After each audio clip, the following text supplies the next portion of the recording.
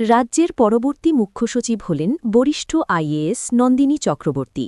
১৯৯৪ ব্যাচের এই আইএএস আধিকারিক এর আগে পশ্চিমবঙ্গ সরকারের স্বরাষ্ট্র সচিব হিসেবে দায়িত্বে ছিলেন।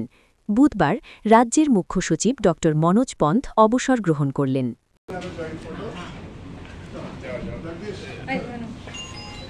আমি দিয়ে দিচ্ছি সবাইকে ছবি। চলো,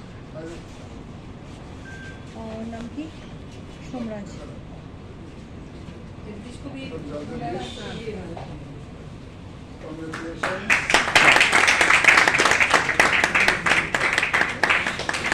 ভিডিও